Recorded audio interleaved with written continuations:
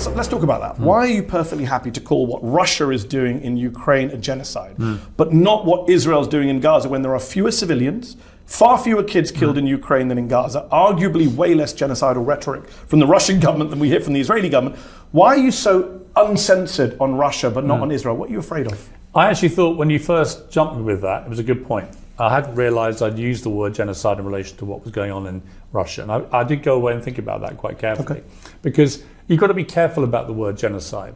The word genocide is where you deliberately exterminate a group of people based on ethnicity. And the reality about, let's take Gaza first of all. If Israel actually wanted to get rid of everyone in Gaza, they have the military power to do that. They have nuclear weapons. They could just nuke Gaza, as some of them, I suspect, would quite like to do. They've got some massively right-wing headbangers in that government, Ben-Gvir, Smodrich and others, who I suspect wouldn't hesitate to wage a form of genocide. So I accept that completely.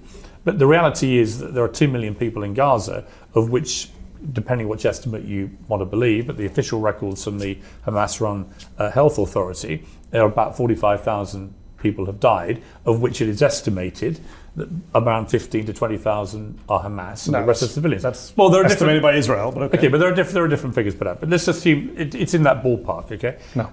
Well, okay, but you can say that. Here's my point. It's not 2 million people, which Israel. But that's not the definition of genocide. Well, isn't it? No. The Genocide Convention doesn't say you have to kill everyone. By the way, you said this to Bassem Youssef, our good friend, last week on the show. You said, well, I want to read you exactly what you said. Israel hasn't nuked Gaza, quote, they could have done. They haven't done that. If you're really genocidal, why wouldn't you do that? Yeah.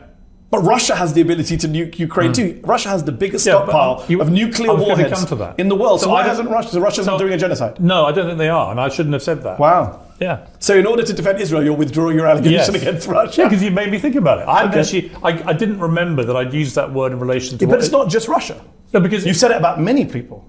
Well, okay, so you said Bashar al-Assad in 2012, 1 year into the civil war in Syria, when the death toll was much lower than Gaza. You said it was a genocide. You said the Rohingya in Burma. Well, that's interesting. Hold on. You said Rohingya in Burma. Answer. I'm finished my question, then you answer. Okay. You said the Rohingya in 2017, far less death toll in Burma, is a genocide. So I look at Piers Morgan and I say, here's this uncensored person, very bold, outspoken, opinionated man. He says Syria's a genocide. Burma's a genocide. Ukraine's a genocide. Israel? No, it's not a genocide. Yeah. And now today, actually, I'm going to withdraw the charge of genocide of Ukraine. That's how much I don't want to accuse Israel of genocide. No, it's not. It feels like you're afraid. No, the other examples I would give, I would say absolutely there was genocide.